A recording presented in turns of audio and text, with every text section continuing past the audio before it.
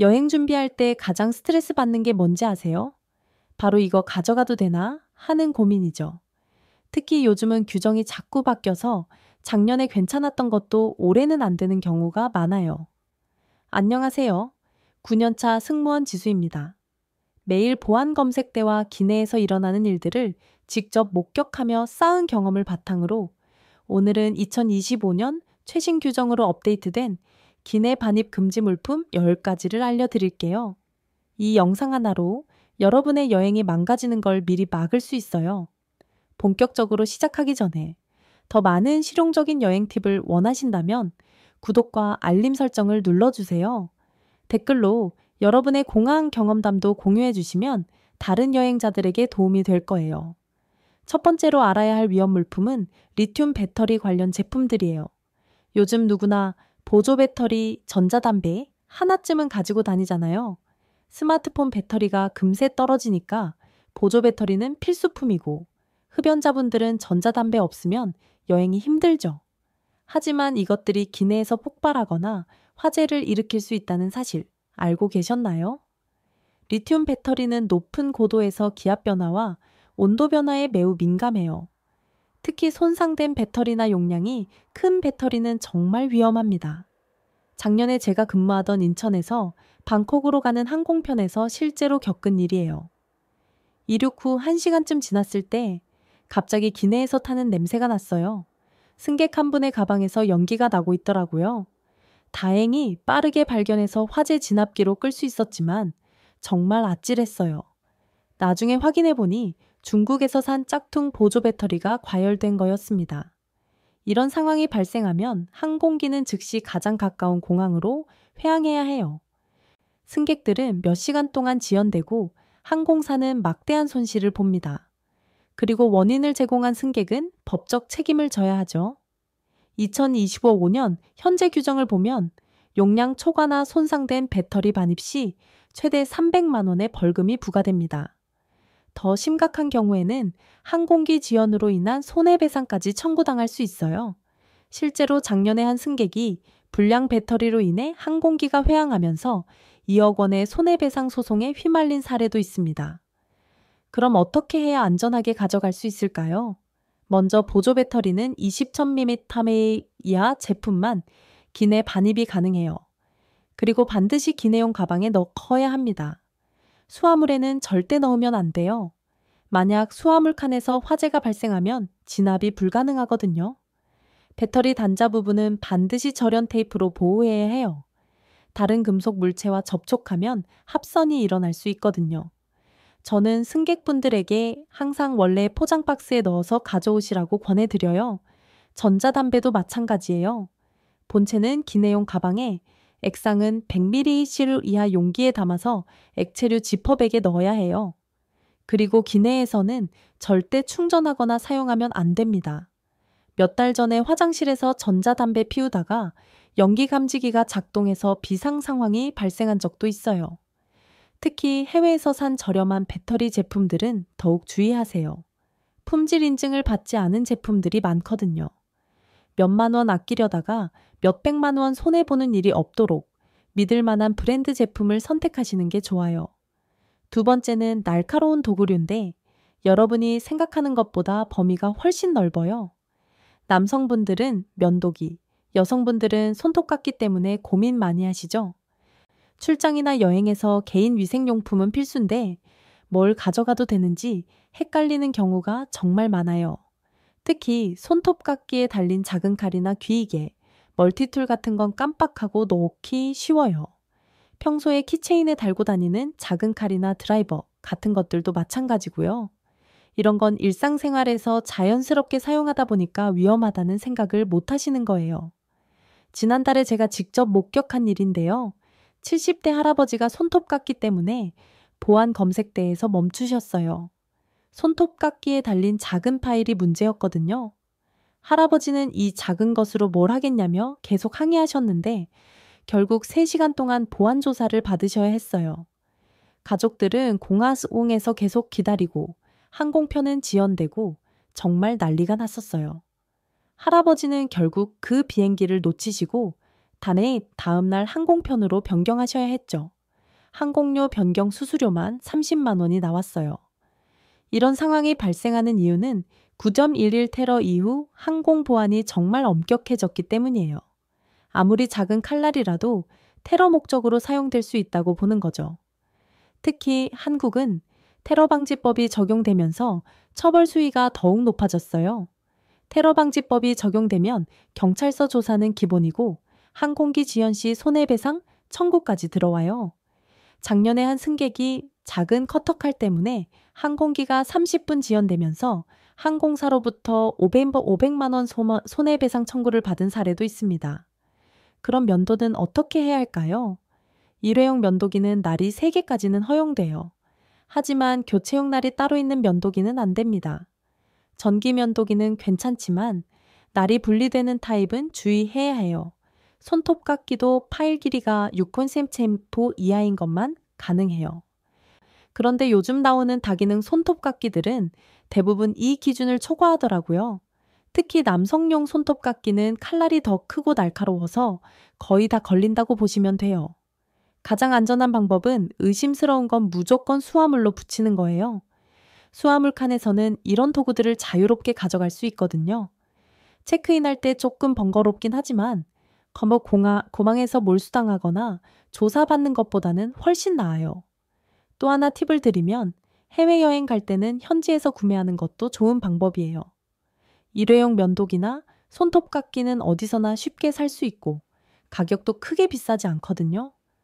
돌아올 때도 마찬가지로 버리고 오면 되고요. 마지막으로 당부드리고 싶은 건 보안 요원들과 다투지 마세요. 그분들도 규정에 따라 일하는 거예요. 협조적인 태도를 보이면 대안을 찾아주시려고 노력해 주시거든요. 세 번째는 액체류 규정인데 2025년에 더욱 엄격해졌어요.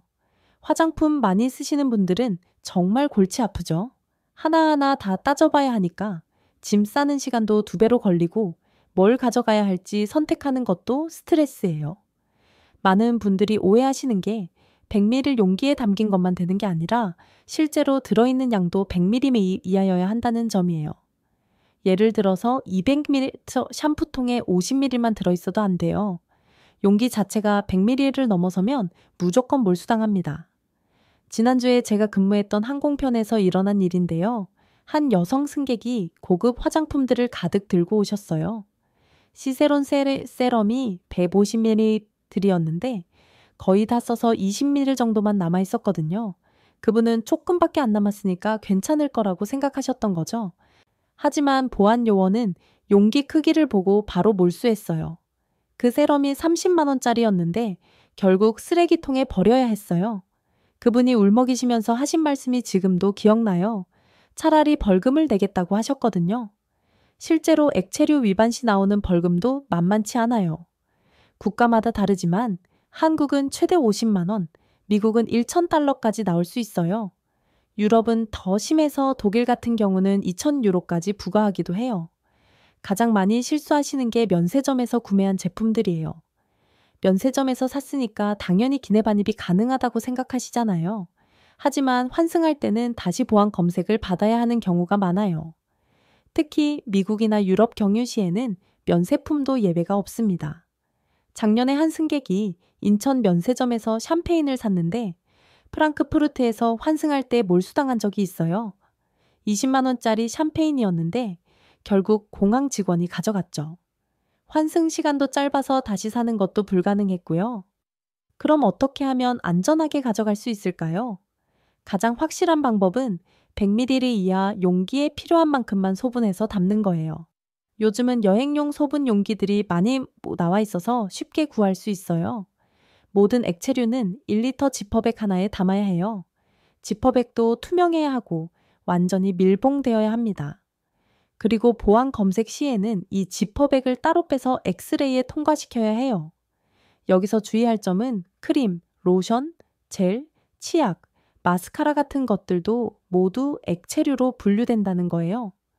고체처럼 보이는 더드란트나 립밤도 마찬가지고요. 헤어왁스나 젤 같은 스타일링 제품들은 특히 조심해야 해요. 개인적으로 추천하는 방법은 기내 반입을 포기하고 현지에서 구매하는 거예요. 요즘은 어디든 생필품을 쉽게 살 수 있고 여행 마지막에는 다 써버리거나 현지 친구들에게 나눠줄 수도 있거든요. 이렇게 하면 짐도 가벼워지고 스트레스도 덜 받아요. 마지막으로 의약품은 별도 규정이 있으니까 다음에 자세히 설명드릴게요. 네 번째는 의료용품과 처방약인데 이게 정말 가장 복잡하고 까다로워요. 만성질환 환자분들은 약 없으면 생명이 위험할 수 있는데 규정 때문에 고민이 많으시죠? 특히 당뇨병 환자분들의 인슐린이나 주사기, 통증 환자분들의 진통제 같은 경우는 더욱 신경 써야 해요. 가장 위험한 오해가 의료용이면 다 괜찮다고 생각하시는 건데 전혀 그렇지 않아요. 마약성 진통제나 주사기는 별도 서류가 필요하고 국가마다 규정이 달라서 한국에서는 일반 의약품이어도 다른 나라에서는 마약류로 분류되는 경우가 많거든요. 작년에 정말 충격적인 사건이 있었어요. 50대 남성분이 허리 통증 때문에 트라마돌이라는 진통제를 가져갔는데 미국 입국 심사에서 마약 밀수 혐의로 체포된 거예요. 한국에서는 처방전만 있으면 받을 수 있는 일반적인 진통제였거든요. 그분은 결국 3일 동안 구치소에 있다가 추방당하셨어요. 변호사 비용만 1,000만 원이 넘게 들었고 미국 입국 금지까지 당하셨죠. 단순히 허리 아픈 걸 치료하려던 약 때문에 인생이 바뀐 거예요. 이런 일이 생기는 이유는 각 나라마다 마약류 관리법이 다르기 때문이에요. 미국 같은 경우는 오피오이드 중독 문제 때문에 진통제 관리가 정말 엄격해요. 코데인이 들어간 기침약도 마약류로 분류하거든요. 한국에서는 약국에서 쉽게 살 수 있는 건데 말이에요. 당뇨병 환자분들의 인슐린과 주사기도 마찬가지예요. 의료용이니까 당연히 괜찮다고 생각하시는데 서류가 없으면 마약 사용 도구로 의심받을 수 있어요. 특히 주사기는 테러 도구로도 사용될 수 있다고 보기 때문에 더욱 까다롭게 검사해요. 지난달에 당뇨병 환자인 할머니가 인슐린 주사기 때문에 2시간 동안 조사받으신 적이 있어요. 영문 처방전이 없어서 통역관까지 불러서 설명해야 했거든요. 다행히 큰 문제는 없었지만 스트레스 때문에 혈당이 급격히 올라가셔서 응급실까지 가셨어요. 그럼 어떻게 준비해야 할까요? 가장 중요한 건 의사 처방전과 영문 소견서를 준비하는 거예요. 단순히 처방전만으로는 부족하고 왜 이 약이 필요한지, 얼마나 복용해야 하는지 자세히 적힌 영문 소견서가 있어야 해요. 약품은 반드시 원래 포장 상태로 보관해야 해요. 알약 케이스에 따로 담아서 가져가시면 안 돼요. 어떤 약인지 확인할 수 없거든요. 포장지에 있는 성분표와 제약회사 정보가 중요한 증거가 되거든요. 여행 전에는 목적지 국가의 대사관이나 영사관에 미리 문의하는 게 좋아요. 특히 정신과, 약물이나 수면제, 진통제 같은 경우는 더욱 신중해야 해요. 국가에 따라서는 사전 신고가 필요한 경우도 있거든요. 개인적으로 추천하는 방법은 여행 기간보다 며칠 더 여유 있게 약을 준비하는 거예요. 항공편 지연이나 분실에 대비해서 말이에요. 그리고 약의 절반은 기내용 가방에, 나머지는 수화물에 나눠서 넣으시면 더 안전해요. 마지막으로 의료진과 상담해서 여행 중 대체 가능한 약품이 있는지 확인해 보세요. 때로는 위험을 감수하는 것보다 안전한 대안을 선택하는 게 나을 수도 있거든요. 5번째는 스포츠용품과 취미용품들이에요. 골프 여행이나 스키 여행 가실 때 자신의 장비를 가져가고 싶은 마음 이해해요. 비싼 돈 주고 산 장비인데 현지에서 렌탈하면 컨디션도 모르겠고 사용법도 익숙하지 않잖아요. 하지만 생각보다 작은 것들도 위험 물품으로 분류돼요. 다트, 낚시 바늘, 당구 큐, 심지어 요가 블록이나 등산용 스틱도 문제가 될 수 있어요. 운동을 좋아하시는 분들은 이런 규정들을 미리 알아두지 않으면 공항에서 낭패를 보기 쉬워요. 몇 달 전에 정말 안타까운 일이 있었어요. 한 골퍼분이 20년 동안 사용해온 골프차의 세트를 들고 오셨는데 가격이 3만 달러나 되는 맞춤 제작품이었어요. 프로 선수도 사용하는 최고급 브랜드였거든요. 그런데 그분이 특별 화물 서비스가 있다는 걸 몰랐던 거예요. 그냥 기내에 가져갈 수 있다고 생각하셨던 거죠. 결국 공항에서 그 비싼 골프채들을 포기하셔야 했어요. 보안 요원도 안타까워했지만 규정상 어쩔 수 없다고 하더라고요. 더 속상한 건 그 골프채들이 그분의 아버지 유품이었다는 거예요. 단순히 돈 문제가 아니라 추억이 담긴 소중한 물건이었거든요. 그분이 울먹이시는 모습을 보니까 제 마음도 정말 아팠어요. 스포츠 용품이 위험하다고 분류되는 이유는 무기로 사용될 가능성 때문이에요.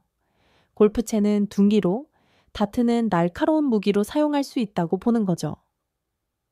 9.1 테러 이후로 이런 규정들이 더욱 엄격해졌어요. 만약 이런 도구들을 무기류로 분류받으면 벌금이 수백만 원까지 나올 수 있어요. 테러방지법 적용 시에는 더욱 심각한 처벌을 받을 수도 있고요. 단순히 운동하려고 가져간 것뿐인데 범죄자 취급받는 상황이 벌어지는 거예요. 그럼 어떻게 해야 할까요? 가장 좋은 방법은 스포츠 장비를 미리 항공사에 신고하는 거예요. 대부분의 항공사들이 특별 수화물 서비스를 제공하거든요. 추가 요금을 내야 하지만 안전하게 운송할 수 있어요. 골프백 같은 경우는 보통 편도당 5만 원에서 10만 원 정도의 추가 요금이 들어요. 스키 장비는 조금 더 비싸서 10만 원에서 15만 원 정도예요. 비싸다고 생각하실 수도 있지만 현지에서 렌탈하는 비용과 비교하면 그렇게 비싼 편은 아니에요. 신고할 때는 장비의 정확한 사양과 개수를 알려줘야 해요. 골프채라면 몇 개의 클럽이 들어있는지, 스키라면 부츠와 스틱까지 포함되는지 등을 상세히 적어야 합니다. 항공사마다 규정이 다르니까 사전에 확인하는 게 중요해요. 또 다른 방법은 현지 렌탈 서비스를 이용하는 거예요. 요즘은 온라인으로 미리 고려 예약할 수 있는 서비스들이 많아졌어요. 특히 유명한 골프장이나 스키장 근처에는 고급 장비를 렌탈해주는 곳들이 많거든요. 개인적으로는 짧은 여행이라면 렌탈을 장기간 머물거나 자주 가는 곳이라면 특별 화물 서비스를 추천해요. 비용과 편의성을 고려해서 선택하시면 될 것 같아요. 마지막으로 작은 운동용품들도 조심하세요. 아령이나 요가 매트 같은 것들은 크기나 무게 때문에 기내 반입이 제한될 수 있어요. 미리 항공사에 문의해 보시는 게 가장 확실한 방법입니다. 6번째는 음식물과 농산물인데 이게 의외로 가장 많이 걸리는 품목이에요. 해외 나가시면 한국 음식 그립죠.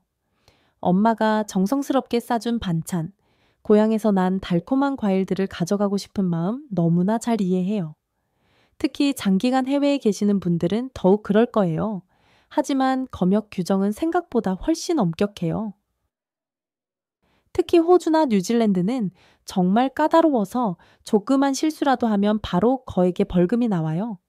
이런 나라들은 생태계 보호를 위해서 외부에서 들어오는 모든 생물체를 철저히 차단하거든요. 작년에 정말 유명해진 사건이 있죠. 한국인 관광객이 호주에서 사과 하나 때문에 100만 원 벌금을 낸 사례 말이에요. 기내식으로 나온 사과를 먹다가 남긴 걸 가방에 넣어뒀는데 그것 때문에 벌금을 받은 거예요. 저도 비슷한 상황을 직접 목격한 적이 있어요. 한 승객이 할머니가 직접 기른 배를 가져가려고 했는데 뉴질랜드 검역소에서 걸린 거예요. 그 배가 정말 크고 예뻤는데 결국 폐기 처분됐어요. 그분이 정말 속상해 하시더라고요. 문제는 우리가 생각하지 못하는 것들도 금지 품목에 포함된다는 거예요. 고춧가루만 해도 그래요. 고추씨가 들어있으니까 식물 검역 대상이 되는 거죠. 김치도 마찬가지고 심지어 라면에 들어있는 건더기도 문제가 될 수 있어요. 젓갈류나 장류는 더욱 위험해요. 발효식품이다 보니까 각종 세균이나 미생물이 들어있을 가능성이 높거든요. 작년에 한 승객이 명란젓을 가져가려다가 일본에서 몰수당한 적이 있어요. 그것도 진공 포장된 제품이었는데 말이에요. 육류 제품은 아예 절망적이에요. 소고기, 돼지고기는 물론이고 육류 엑기스가 들어간 라면이나 과자도 안 되는 경우가 많아요.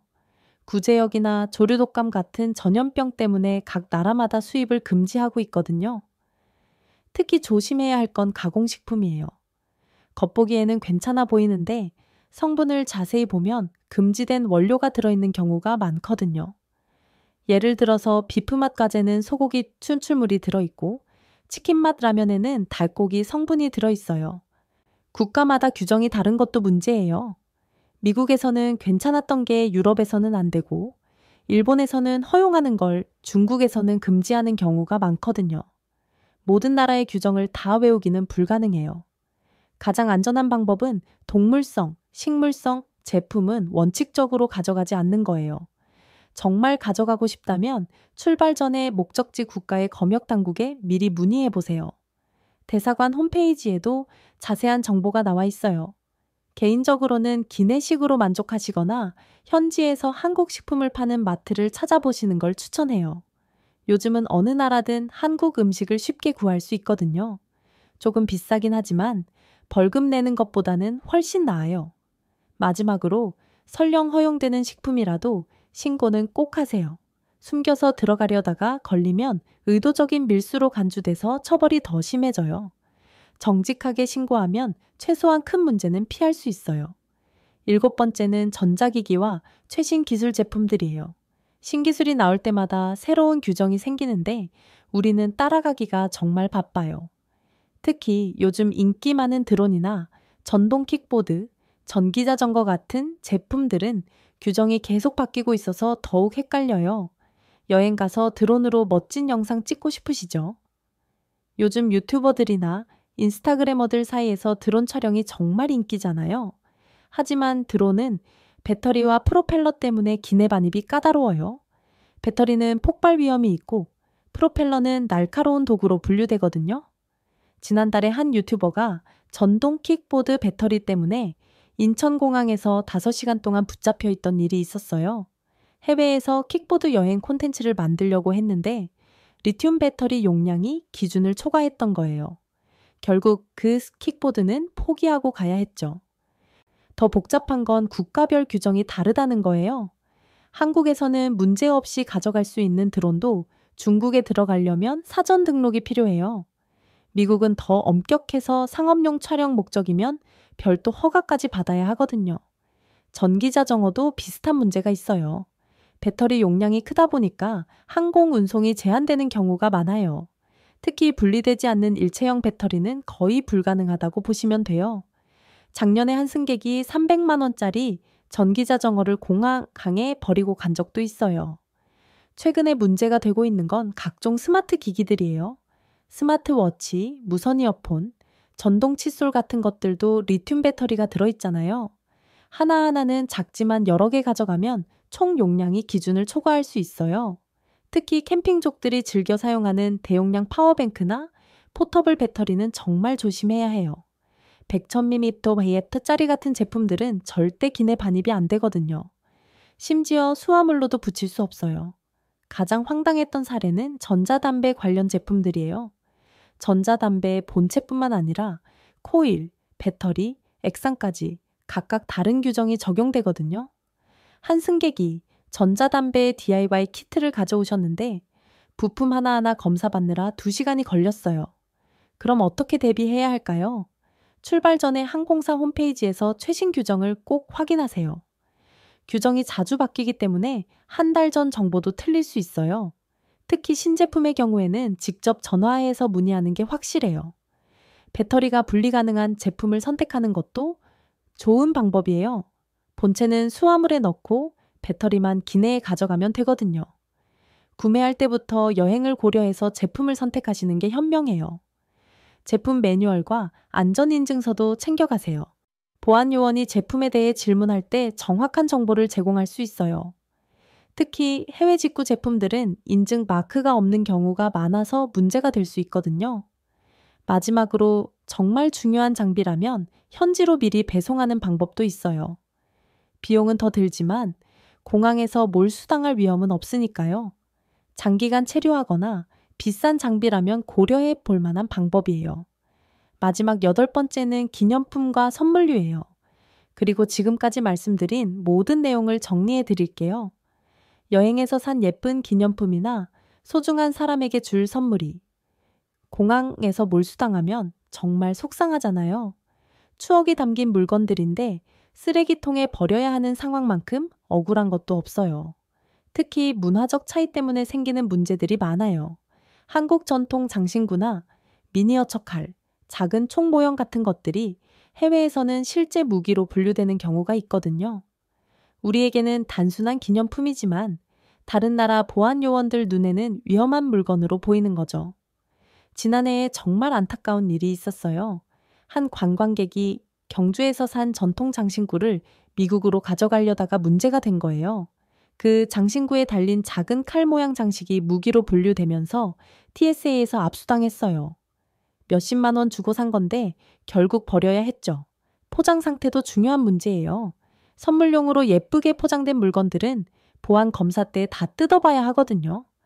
특히 금속 탐지기에 반응하는 물건이 들어있으면 더욱 자세히 검사해요.